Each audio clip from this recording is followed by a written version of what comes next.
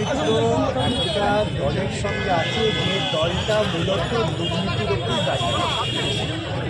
মহুয়া মৈত্রের বিরুদ্ধে অভিযোগটা হচ্ছে যে তিনি টাকা দিয়ে প্রশ্ন করেছেন। এটা যদি প্রমাণ হয় সেটা মারাত্মক অপরাধ। লোকপাল তারা নির্দেশ দিয়েছেন সিবিআইকে তদন্ত করার জন্য যে টাকা নিয়েছেন কিনা, নিলে কত টাকা নিয়েছেন। সেই তদন্তের পরিপ্রেক্ষিতেই আজকে সিবিআই আমরা চাইব তদন্ত প্রক্রিয়াটা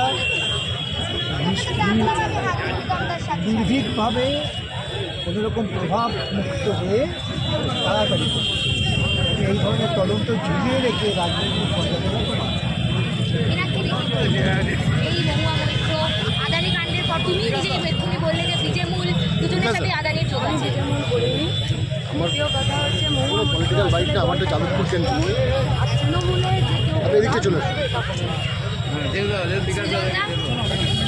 ঠিক আছে, এটা হচ্ছে যাদবপুর। আমরা পথ দেখি লড়াই নিয়ে রুটির দাবি দেওয়া নিয়ে লড়াই কি মনে হচ্ছে বাজেটকে ফের একবার পথ দেখাতে এই জায়গাটা করলে তারা চুরি বিচার ডাকাতির বিচার করার যোগ্যতা তাদের আছে।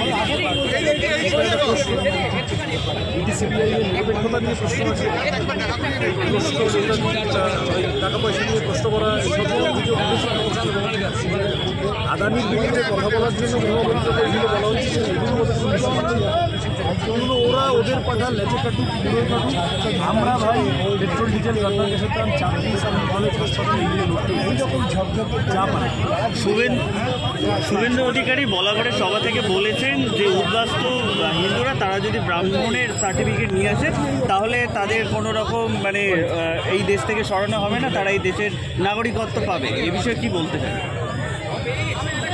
তারা যদি ব্রাহ্মণের সার্টিফিকেট নিয়ে আসে তাহলে তারা এই দেশের নাগরিকত্ব পাবে, মানে কোনো কাগজপত্র তাদের লাগবে না, তারা ব্রাহ্মণ হলে কাগজ না দেখালেও নাগরিকত্ব পাওয়া যাবে, আর না হলে পাওয়া যাবে না। এটা বিজেপির এমএলএ অসীম সরকার জানেন যে শুভেন্দু অধিকারী ওনাকে বাদ দিয়ে দিলেন। বিজেপির এমএলএ অসীম সরকার দুদিন আগে বলেছেন যে আমি নাগরিকত্বের জন্য অ্যাপ্লাই করব।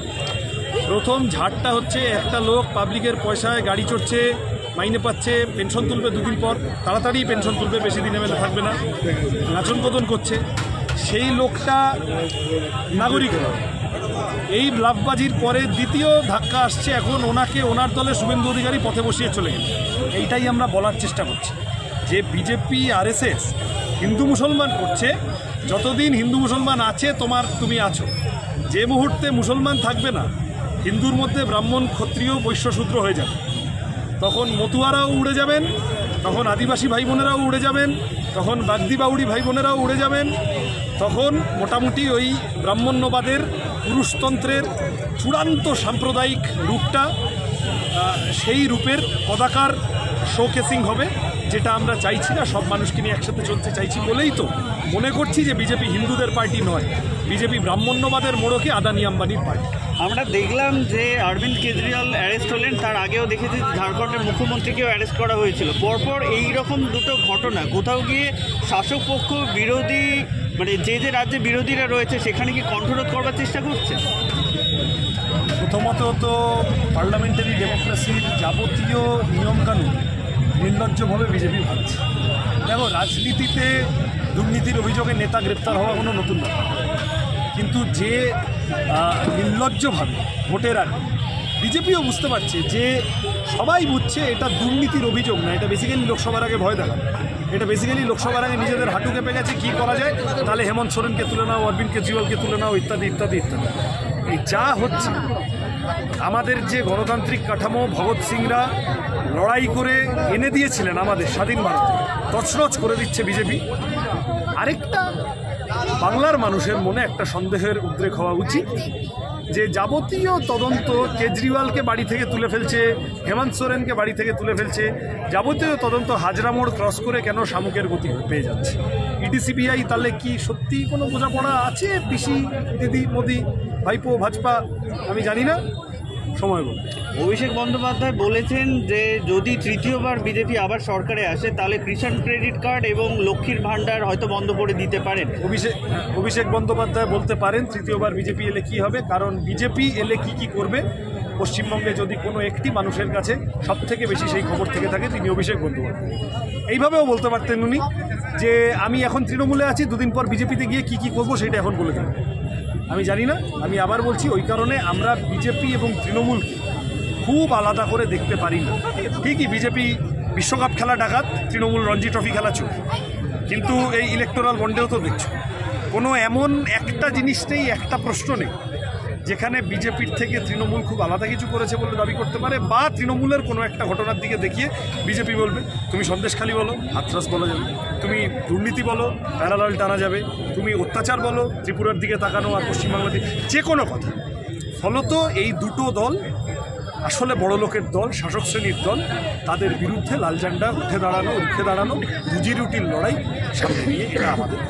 বিচারপতি অভিজিৎ গঙ্গোপাধ্যায় তিনি বলেছিলেন যে অভিষেক বন্দ্যোপাধ্যায়ের উদ্দেশ্যে যে দুষ্কৃতীদের মারফতই তিনি ভোটেতে জিতে থাকেন, সেটার বিরুদ্ধে অভিষেক বন্দ্যোপাধ্যায় বলেছেন যে যদি ওনার ক্ষমতা থাকে উনি আসুক ডায়মন্ড হারবার লোকসভা এবং তার বিরুদ্ধে লড়ে দেন। কোন বিচারপতি? অভিজিৎ বন্দ্যোপাধ্যায়, অভিজিৎ গাঙ্গুলি। হ্যাঁ এই গঙ্গোপাধ্যায়। দেখেছো, দুদিন বিচারপতি নেই, তুমি নামটা ভুলে গেছো। ভদ্রলোক কমিক রিলিফ হয়ে গেছেন। এত তাড়াতাড়ি আমার ছোট্ট জীবনে, বয়স্করাও বলবেন, এত তাড়াতাড়ি একটা লোককে ভগবান থেকে হনুমান হয়ে যেতে কেউ কোনোদিন দেখেনি। এ ভদ্রলোক কী বলেছেন, তার উত্তরে ভাইপোবাবু কী বলেছেন, এইসবের মধ্যে ঢুকছো কেন? আমার মিডিয়ার বন্ধুদের কাছে অনুরোধ, এই লোকগুলো এই সিরিয়াল চলবে, কেউ কি সাসবি কবি বহুতই দেখা, এর থেকে বেটার দুজনে মিলে এই কমিক রিলিফ দিয়ে যাবে, তুই বড় না মুই বড়। কিন্তু এসবের মধ্যে কোনো এর মধ্যে রাজনীতি নেই, এর মধ্যে মানুষের জীবন জীবিকার সমস্যা নেই, পেট্রোল ডিজেল রান্নার গ্যাসের দাম নেই, বেকারত্ব নেই, শিক্ষার সমস্যা নেই, স্বাস্থ্যের সমস্যা নেই, ওষুধের দাম নেই, বিদ্যুতের দাম নেই, এগুলো নিয়ে কোনো কথা নেই। আদতে চাকরির সমস্যা না অভিষেক ব্যানার্জি কোনোদিন সমাধান করেছেন, না অভিজিৎ গাঙ্গুলি। ওখানে দাঁড়িয়ে দুটো রায় দিলেন, বেরিয়ে এসে প্রথম কথা বললেন চাকরি প্রার্থীদের আন্দোলনটা ফলস আন্দোলন। তো এই লোকের উপর ভরসা করে লাভ আছে? আসলে রাস্তায় দাঁড়িয়ে লাল ঝান্ডা হাতে নিয়ে আমাদের লড়তে হবে, যে মানুষ এই লড়াইটা করতে চাইছেন তাদের সবাইকে সাথে চাইছে। শেষ প্রশ্ন জিজ্ঞেস করবো যে দিনভর ধরে প্রচার চলছে, সৃজন ভট্টাচার্যের শরীর কেমন আছে? এটা ভালো বলতে টানতে হবে, চেষ্টা করছি। মানুষের জন্য শরীর ভালো রাখতে হবে, মানুষের কথা বলার জন্য রাখতেই হবে। সুদীপ বন্দ্যোপাধ্যায়ের আজকের অবসর